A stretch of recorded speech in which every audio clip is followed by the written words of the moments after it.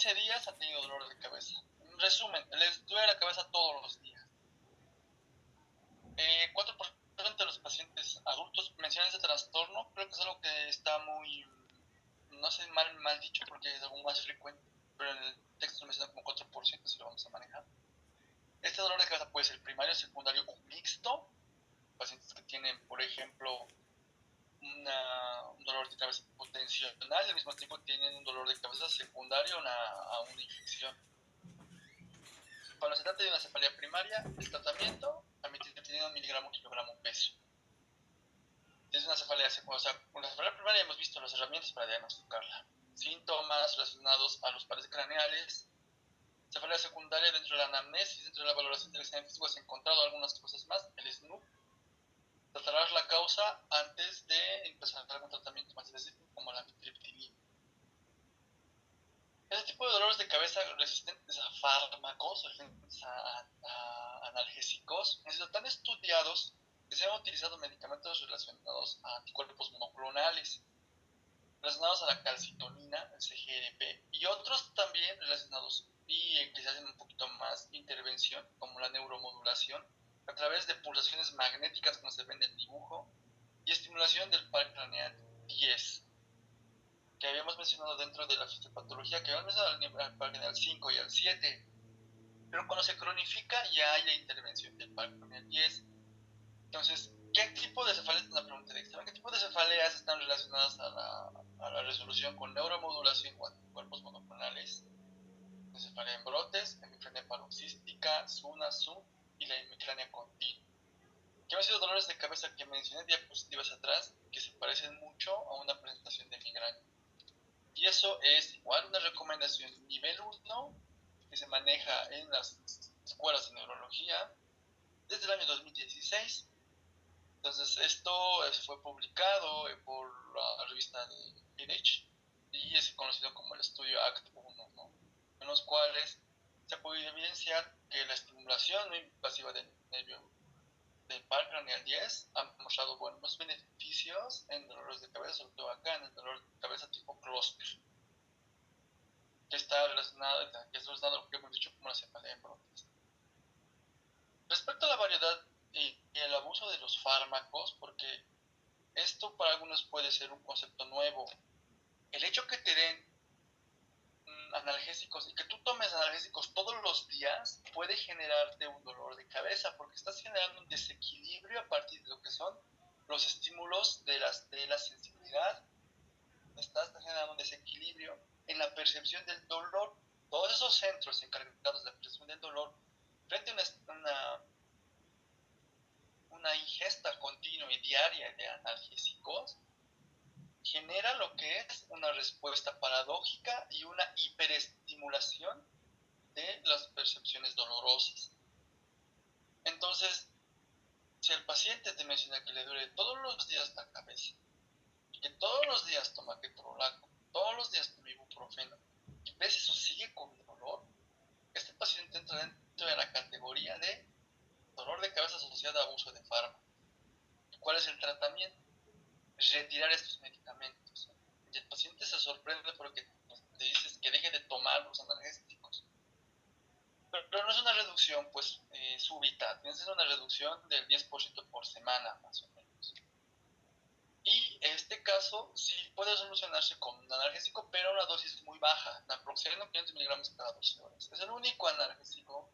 También el aspirina y también antagonistas de medicamentos como el ondansetrona, la domperidona, que están relacionados más en todo a antagonistas del 5-HT3.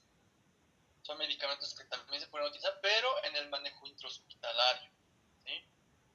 Al paciente con una cefalea por abuso de fármacos, uno le vas a retirar todos los otros analgésicos que están generando el dolor de cabeza de manera semanal, poco a poco, y asociarlo en aproximadamente dosis bajas cada 12 horas.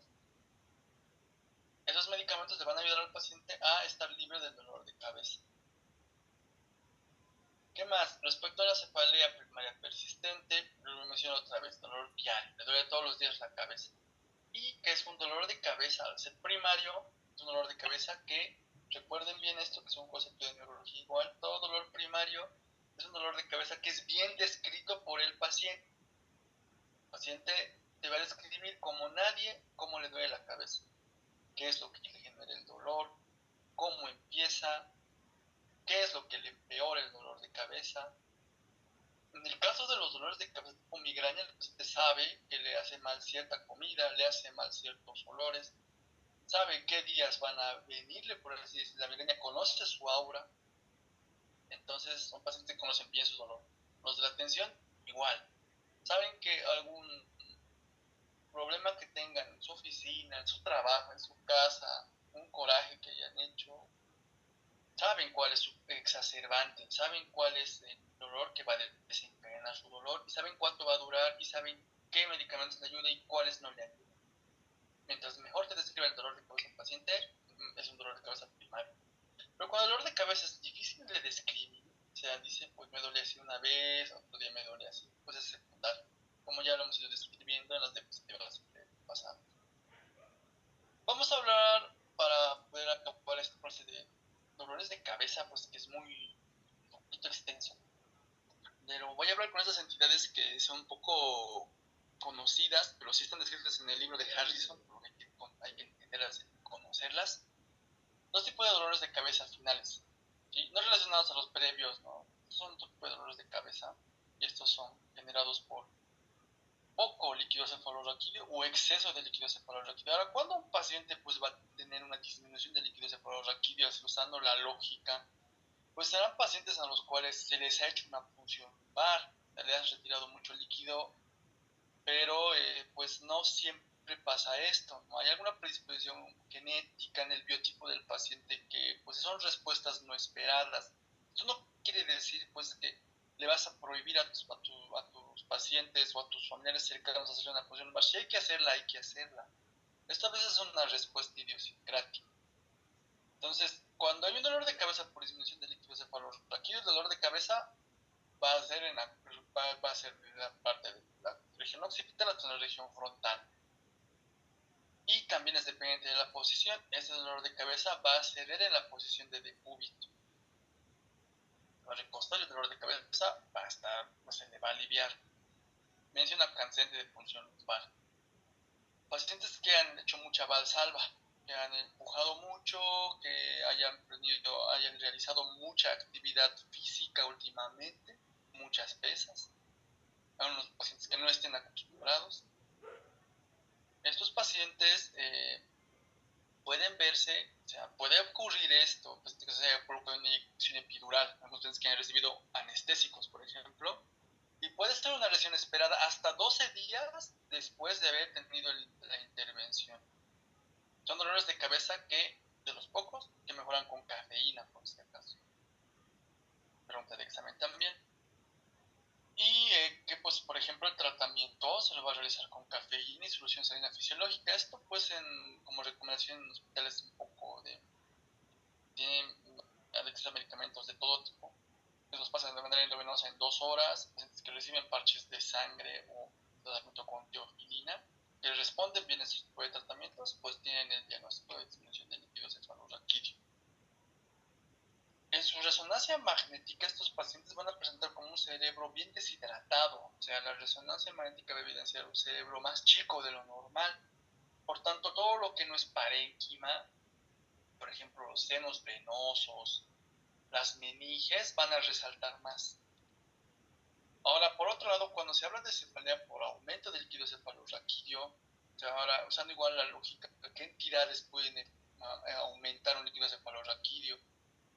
Algunas entidades, y una que es muy importante que está relacionada a igual, a algo que mencioné en algunas diapositivas anteriores, pero está igual, tienen implicación con los cambios hormonales, más que todos los cambios hormonales femeninos, y aquellos pacientes que tienen mucha predisposición a presentar picos de progesterona, estrógenos muy frecuentes, pacientes con síndrome de ovario poliquístico, pacientes con obesidad, entidades o pacientes que estén generándose mucho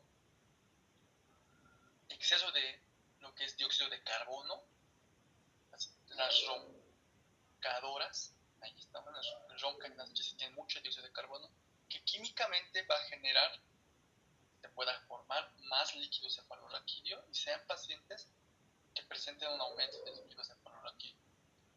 A lo contrario del otro, en la disminución de líquidos cefalorraquídeos el paciente se recostaba y estaba muy bien. Acá cuando se recuestan el dolor de cabeza empeora. Los pacientes no pueden dormir, ¿sí? El dolor de cabeza es holocráneo, le duele toda la cabeza.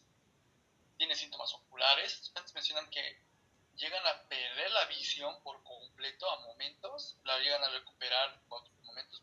Tiene una sintomatología muy fluctuante.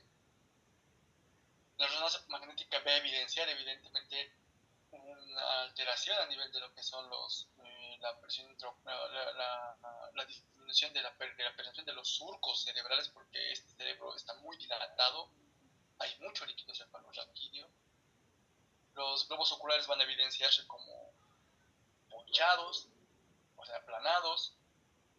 Y el de tratamiento, punción lumbar, porque los pacientes tienen mucho líquido cefalorraquídeo, vas a retirar 20-30 mililitros y el paciente va a presentar mejoría del dolor de cabeza en una postpunción lumbar. Después de hacer la punción, el paciente refiere mejoría del dolor de cabeza. Los libros de medicina interna hablan de un retiro de 20-30 mililitros, pero en la práctica de neurología, cuando se le hace la punción lumbar, se deja de hacer la punción cuando el paciente, durante la punción, te menciona que ya mejoraron su dolor de cabeza. El tratamiento adicional, acetazolamida, 250-500 miligramos cada 12 horas, uso de topiramato. Y pacientes que tengan esto muy refractario, pacientes en los cuales ya hayan sido vistos por un médico del sueño, se les haya podido controlar la parte de los ronquidos con un equipo de CPAP, por ejemplo, y sea muy refractario, como tratamiento de última instancia, los neurocirujanos realizan una derivación ventriculoperitoneal. Todo ese líquido adicional y en exceso que se forma se va a derivar a la región peritoneal. Igual es una recomendación clase 1, ¿sí? Esto pues no ha sido recomendado por experiencia, sino ha sido recomendado por múltiples estudios que se han realizado en diferentes hospitales con múltiples pacientes. El efecto de la acetazolamida en pacientes que presentan infección intracraneal idiopática se ha podido evidenciar que existe una mejoría a partir del uso de la acetazolamida. Aquí tengo este gráfico muy importante. Personas, mujeres con este tipo de biotipo, obesas, jóvenes, son personas que tienen un mayor riesgo a presentar un dolor de cabeza del tipo pseudotumor cerebri. También hay otras características de estos pacientes, y lo menciona el libro de Harris: hipervitaminosis A, uso excesivo de esteroides, intoxicación con tetraciclinas, ácido nalidíxico, etc. Esos pacientes pueden llegar a presentar ese tipo de dolor de cabeza, y en el fondo de ojo se ve edema, que es la parte de la retina, papiledema, cerca de la retina, que le generan al mismo tiempo al paciente alteración de los campos visuales. Ellos llegan a perder la visión a nivel de lo que son el área concéntrica. El tratamiento, como he dicho, a los pacientes hay que hacerle urgente una punción lumbar para retirar ese exceso de líquidos cefalorraquídeos. Hay otro tipo de dolores de cabeza, ¿no? Pacientes que de manera reciente dicen que su dolor de cabeza ha pasado, pero ha ido empeorando. Pacientes que han tenido traumas, ¿no? Golpes en la cabeza, accidentes laborales, accidentes automovilísticos, y dolores de cabeza que se asocian a mareo, vértigo, y que a veces en el estudio neurológico se ven imágenes normales. Este tipo de dolores de cabeza se van a tratar con amitriptilina, también algunos van a requerir anticonvulsivos, ¿no? Valproato, gabapentina, topiramato. Otra vez, el dolor de cabeza es muy importante abordarlo con una adecuada anamnesis. Le dirás al paciente que llega a tu consulta: ¿ha tenido un golpe de cabeza reciente o el que usted llegue a acordarse? Y pues de seguro les van a avisar, ¿no? Que pues ya ha pasado eso. Pero ahora, cuando hablamos de post-trauma, no nos referimos pues a golpes como en el gráfico que se ven acá o el que se ve acá, sino también otro tipo de traumas en el sistema nervioso central. Pacientes que han tenido el accidente de una meningitis viral, relacionados en muchos casos a traumas o trastornos que han generado muchos disturbios en el sistema nervioso, como el herpes, la meningitis por herpes, parasitosis en nuestro medio, más que todo la neurocercosis, secciones de carótide, hemorragias subaracnoideas, cirugías intracraneales. Estos también son conocidos como traumas previos, entonces no siempre un golpe también podemos relacionarlo a aquellas entidades que han generado muchos disturbios en el sistema nervioso o hayan requerido de una internación. Todas estas entidades, las últimas 5, pues tanto la parálisis que puede ser tratada, ¿ves? Puede ser tratada, pero no es lo ideal en un consultorio.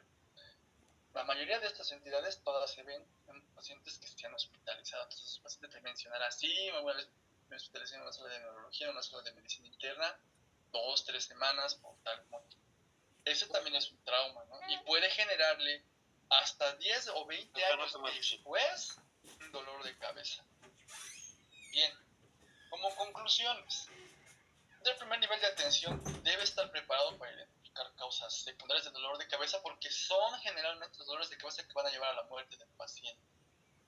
Por eso se debe identificar adecuadamente banderas rojas. También se debe tener en cuenta que las banderas rojas, la formulación de las mismas nos va a llevar a pedir estudios de imagen y referir al paciente a una especialidad, neurólogo, todo. En caso de sospechar una cefalea primaria, el paciente tiene edades cortas, o sea, es un niño que estaba en la escuela y tuvo un dolor de tipo migraña, un tipo de dolor de cabeza tipo migraña, casi un 90% de las veces se va a relacionar a un debut migrañoso. Pero no es algo sine qua non. Los últimos estudios de epidemiología, bueno, la mayoría de ellos mencionan que el pico de migraña está entre los 30 a 40 años. Y el otro pico está en lo que es las primeras edades, ¿no? Las niñas, niños o adolescentes que han sido retirados de la escuela porque no han podido continuar pasando clases. Recordar otra vez que el dolor de migraña es muy discapacitante. La cefalea que se autolimita con AINES, en la mayoría de los casos, van a ir empeorando, por lo cual se debe estudiar pues, los tipos de causas, ¿no? Por ejemplo, el dolor pueden ser dolores de cabeza que están progresando como los tumores o algunos tipos de trombosis cerebrales que pueden ser hasta 14, 21 días, que pueden estar empeorando progresivamente y muy lentamente. Hay que tener en cuenta las banderas rojas una vez más. También hay que enseñar al paciente que debe conocer su cefalea. Ellos ya lo hacen por sí solos, como hemos dicho en las cefaleas tipo primarias, porque esto va a ayudar a que ellos puedan tener una calidad de vida adecuada, saber qué alimentos le pueden empeorar la migraña, tener en cuenta qué medicamentos les sirven, cuáles no, etcétera. Entonces, que el paciente conozca su dolor también ayuda a que él tenga una mejor calidad. Y eso sería todo por ahora, pues un tema extenso, lo hemos resumido y espero que se haya podido pues hablar de lo más importante.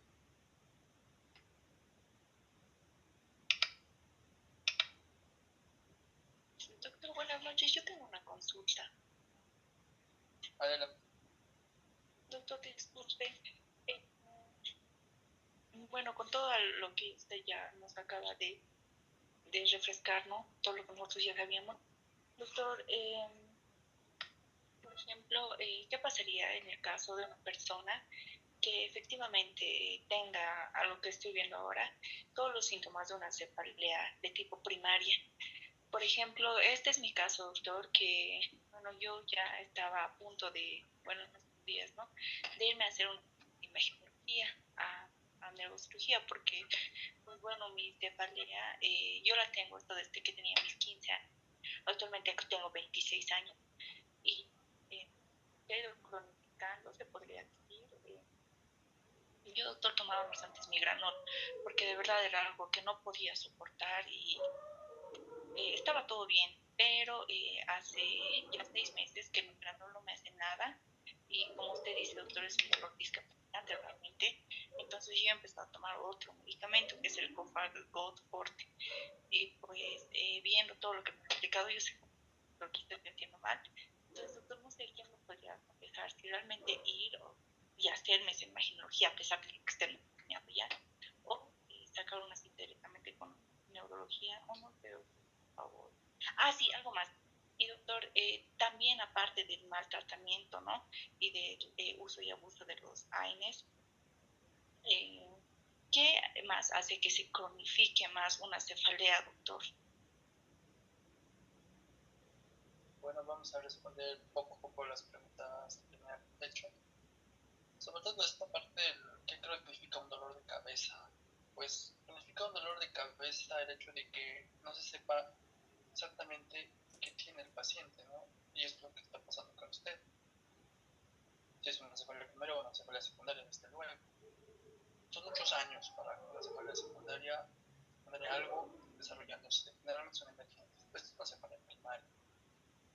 Pero de todas maneras, teniendo en cuenta que, porque son muchos años, teniendo en cuenta que he ido tomando varios medicamentos, habría que entender que probablemente tal vez esté sufriendo de una cefalea mixta, porque me imagino que recientemente he ido encontrando cambios en los patrones de su dolor de cabeza. Entonces, eso es una bandera muy importante tomar en cuenta para poder pedir un estudio de imagen. De todas maneras, no está mal que se haga un estudio de imagen, porque su dolor de cabeza, si bien tiene características primarias, tiene muchos años, y pues ahora el dolor de cabeza está cambiando, es más frecuente, ya no responde a los analgésicos que toma. Probablemente está pasando una cefalea mixta y habría que ver si o ahí escondida hay un tipo de dolor de cabeza secundario, ya con una bandera roja. Ha habido cambios en su patrón del dolor de cabeza. Y otro, porque cambios ha habido y también porque resiste a los medicamentos, ¿no? Entonces, primero hay que ver la parte, ¿no? Estudio de imagen, un examen físico es importante. Por eso es importante que vea un colega con experiencia, ¿no? Que le valore, que le haga un fondo de ojo, que le vea antecedentes, que pueda interpretar toda esa información y le dé un diagnóstico como tal. Pero ahora mi recomendación es que hagas el estudio de imagen porque ha cambiado su patrón de dolor de cabeza y porque ya pues no ha podido, no puede ya los analgésicos controlar este tipo de dolor. Entonces sí va a necesitar el estudio de imagen, que se haga un examen físico completo y pues si bien usted se ha automedicado con antimigrañosos, poco el Cofargod Bioelectro, Migranol, tienen medicamentos que se usan en primera instancia, pero a veces no se usan de la mejor manera, ¿no? O sea, las dosis a veces no están adecuadas. O sea, hay otro tipo de medicamentos en el medio con los que contamos, a partir de los cuales se podrá pues, hacer uso de ellos, ¿no? Entonces, por eso necesitamos saber exactamente y tener una valoración un poco más minuciosa sobre su cuadro. Entonces, sí les recomiendo esas dos cosas, ¿no?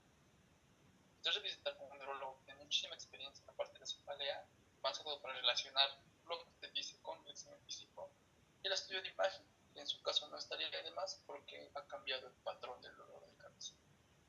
Entonces, vamos a continuar con las preguntas. Ya como hemos visto, es un poco extensa, así que pues traten de revisarlo a detalle. Doctor, una consulta. Sí, Hay un pacientito que cada vez que toma, según el tratamiento se le puede dar cafeína, ¿no? Pero tengo un paciente en donde a veces consume medicamentos con esa cafeína, ¿no? Según lo que le preguntaba, a veces es mujer, ¿no? También tiene como, o sea, le empieza a dar como un síndrome vertiginoso cada vez que consume medicamentos que contengan cafeína y al momento de su función de su cesárea también es, es muy, ha sido muy retardado su reacción después de,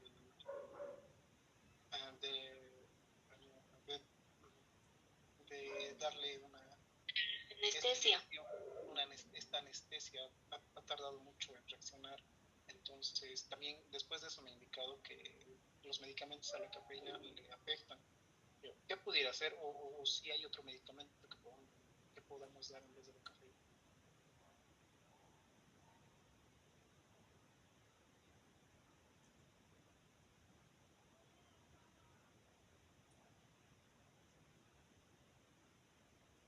bueno, entonces su caso es un poquito más complejo, ¿no? Y pues estos son, quiero interpretarlo de la siguiente manera. Y vamos a hacer lo más breves posibles para que se respete un poco la clase, ¿no? Esto, más allá de ser es una sesión un poco más académica, ¿no? Pero estamos relacionándolo como para poder poder consolidar conocimientos. Entonces, lo que quiero entender es que el dolor de cabeza vino después del procedimiento de la punción lumbar. Exactamente, doctor. Eso me indicó, ¿no? Después de hacer Perfecto. más Sí, profunda. pues es como esto, es un dolor de cabeza pues, generado por una disminución del líquido cefalorraquídeo, que puede generarse mucho después, inclusive. Pues tiene que ser abordado igual con un estudio de imagen adecuado, un estudio de contraste